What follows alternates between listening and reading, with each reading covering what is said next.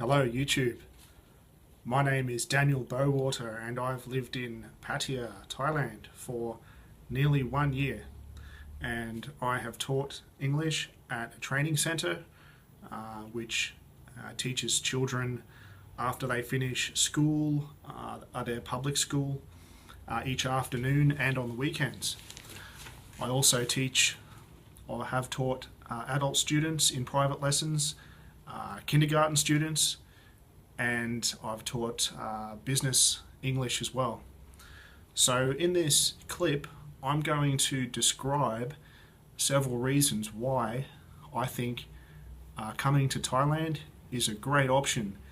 If you're just starting your teaching career, I think there's a lot of advantages which aren't that clear when you're looking or comparing with other Asian countries. And given the reputation of this area, I was not that enthusiastic about starting here. But as it's turned out, it's actually been a really great experience, and I think that it's really the way to go to come to Thailand first to begin your teaching career, and then move out into the more prosperous countries like China or Korea to further your teaching career. So I'm going to start running through a few really good reasons why I think coming here is a great first choice. First thing is the lifestyle here is very relaxed. In some other Asian countries, you have a lot more commotion and pollution and traffic and noise. In Thailand, usually it's very quiet, it's very harmonious, the people are very friendly, and you don't tend to have like a headache at the end of each day from hearing cars honking, and you tend to just have less stress from the comparatively less amount of chaos that you have in other Asian countries. So even though Pattaya is quite a big city and it does have a reasonably big population by Thai standards, it's still a very easygoing place, and I think that's a big plus column thing. And as I hinted on, the Westernization of this city, I think, is a big plus. When you're first coming to Asia, I actually went to other places first that were nowhere near as much exposed to the Western culture, and it was sort of like you were an alien stepping from a UFO into their country. But here, they're quite accustomed to the Western way of life and our beliefs to some extent, and the way we act and talk, they're used to it. If you buy things, order food, often they'll know a little bit of the language, and it's very easy to get things done. For example, with your washing, getting your groceries, getting taxis, it's all very easy, and that takes a lot of pressure off your job when all of those things around your job, those little errands that you have to do, become so easy. It helps you. It helps you be relaxed, and it helps preserve your energy for your teaching, because at the end of the day, that's what you're here for. Thirdly, part of the reason teachers go abroad, as you would realize, is to learn about different cultures, and this culture in Thailand is amazing. They've got so much history and so many interesting things you can see and learn. And I've been to some great palaces and temple complexes and shrines and ruins. There's so many things you can see and learn here, and in some other countries it's sort of there but not to the same extent, and the richness may not be the same as here in Thailand, and I think that's a plus. The fourth one, which is something that probably turns off a lot of teachers, is the children in Thailand can be very disruptive, and they can there's not that much strictness compared to some other countries, in my opinion. The children can be some classes are very difficult to control and manage, and it really helps you develop your skills in those areas when you do further your career in other countries. So it's sort of like a baptism of fire in a way. You do all these difficult classes, and you start evolving as a teacher, and this is a great place just to get that exposure first. Okay, and the fifth thing I want to talk about is there are a lot of opportunities here, diverse range of opportunities. You've got public schools, you've got the language centres like the one I've been working at, and you've even got online teaching is becoming quite a big thing here, because you can sort of live as a tourist here and then teach online. A lot of people do that, and some of them do it very successfully. But I think having that class, that real interaction with the students, is much better in terms of gaining that experience. However, if something does happen with your work, the job that you come here for initially, you can switch over to online and live here. And the benefit of that too, of being here in Thailand as opposed to being in like UK or USA, is you're in the same time zone, and you're also only paying like a quarter of the cost for rent, utilities, and probably only 1/7 of the cost for food. So you can live cheaply, and you can teach online and make an okay margin. However, I still think face-to-face teaching, being in a school, is better. And the sixth point is, like I've touched on a bit, there is an abundance of work, especially in Bangkok. There are so many schools crying out for teachers there. So if your job falls through, you can get another position relatively easy, especially in the bigger southern cities. When you go north in Thailand, there's really a lot less opportunity. And if you are looking for work in a rural area, in my opinion, it will be harder to get, and the salary will be pretty poor.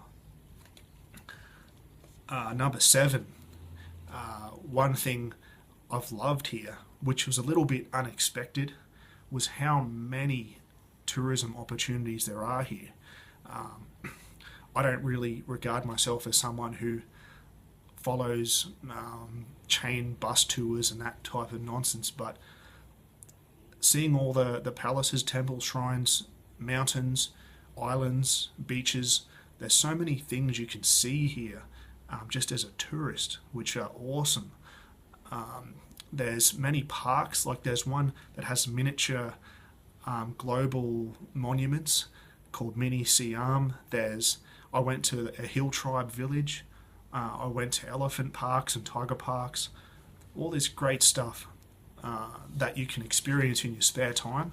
And when you have all these great day trips, it keeps you refreshed, and it helps you bring a great energy to your classes the next day, because you're so pumped up from the vibe of seeing all this stuff. Number 8, you've got a lot of because this is such an internationally renowned area, you meet so many people from other countries. Like, I've met people from Russia, from France, from Canada, from South Africa, from Italy, so many places. And it's really cool to sit around after your class and talk about where you're going with your life and travels, and you can really learn a real perspective of the world that way, instead of just believing whatever's on TV. So being able to meet such a diverse range of people and meet these new friends has been great. And as a bit of a side note, I think the town I'm from in Australia really falls into that trap of insular thinking, where it's a fishbowl type of existence, and everyone only believes like a 6 or 7 points on how to live. It's sort of like a paint by numbers life philosophy, and that just gets thrown out the window when you live here, because you got to create your own identity here, and you've got to reinvent yourself to adapt to this place. And I'll talk a bit more about that soon too. And number 9, I think you do tend to form genuine friendships easier, because you do have to rely on people, because you are away from home. You're not in a Western country, and you still have to rely on each other's help to get things done at times.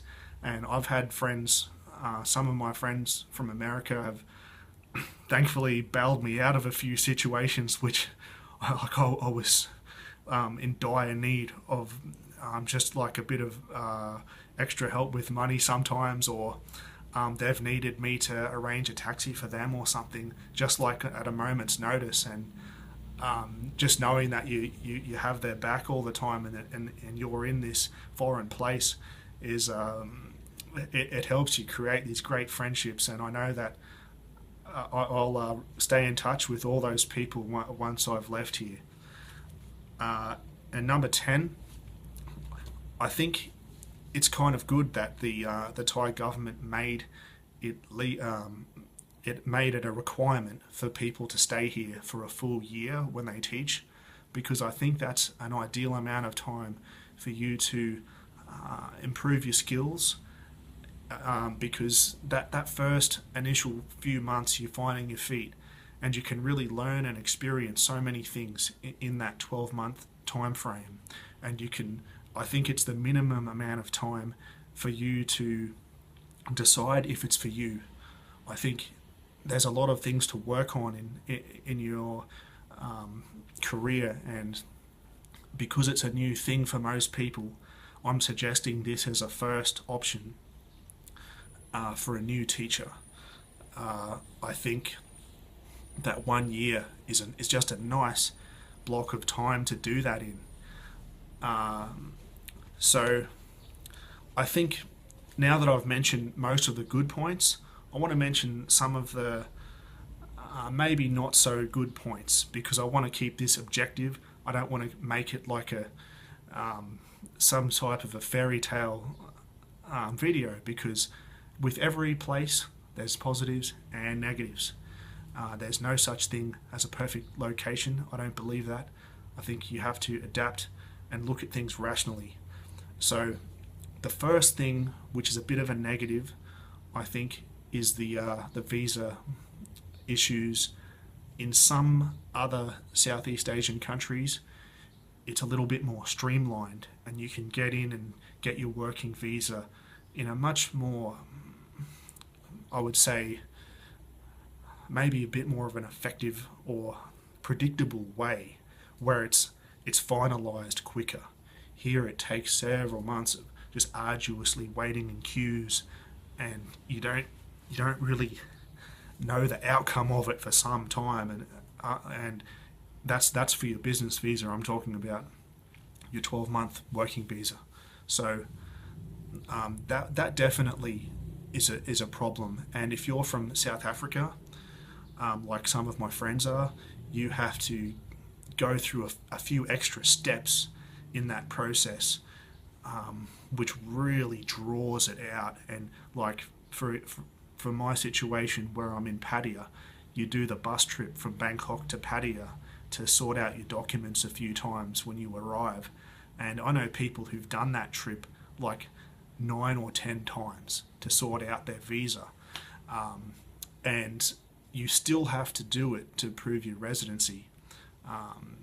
But that's a bit easier. But the initial process can be very drawn out, and you're just waiting all day sometimes. And I know it's easier in some other places.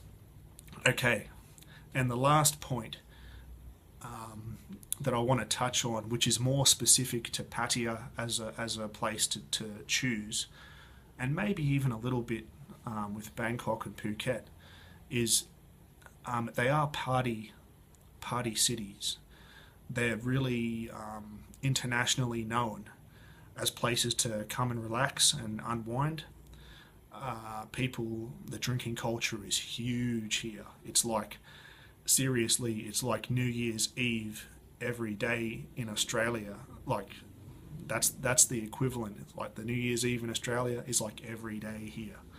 So it's sort of like Pattaya isn't really an accurate representation of all of Thailand. It's its own place with its own peculiarities, and a lot of people don't like that. They want only the authentic part of the country, but there are many things here that are still great to see and experience.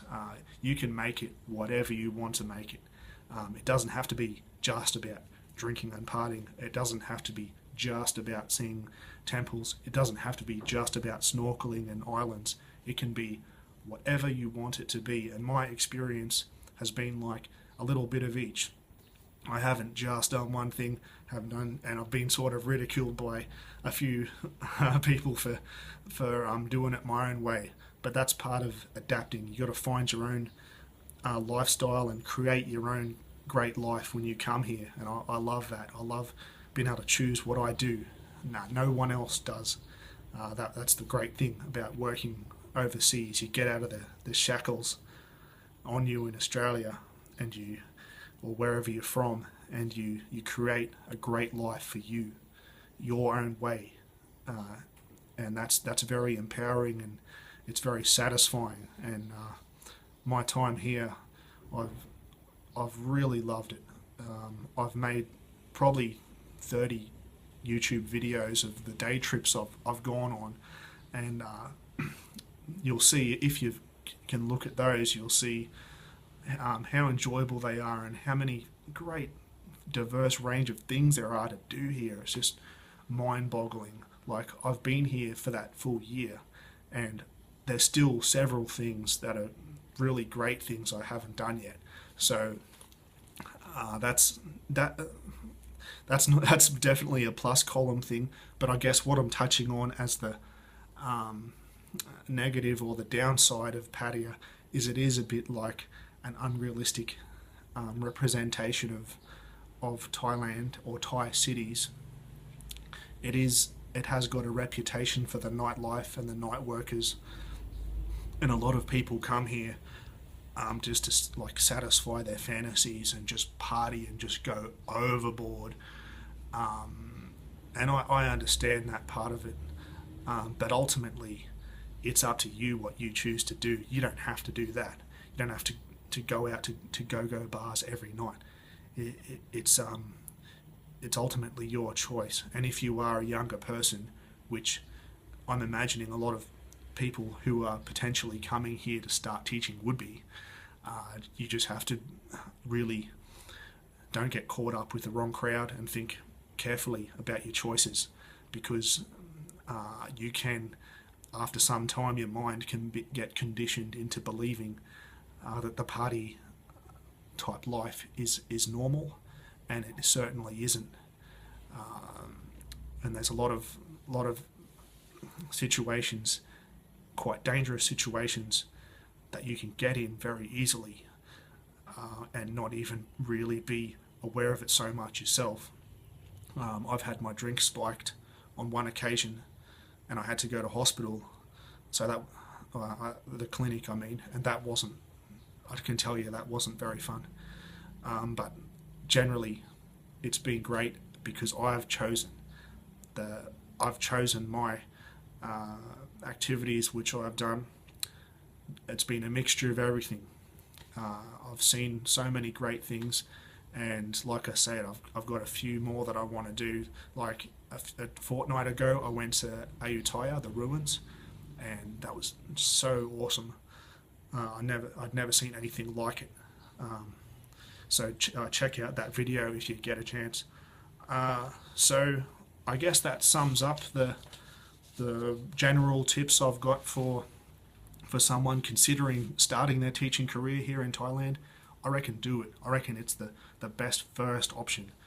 I don't think it's sustainable for a long time. I don't think the salaries are high enough, and the opportunities for career development are high enough for it to be worthwhile for more than a year.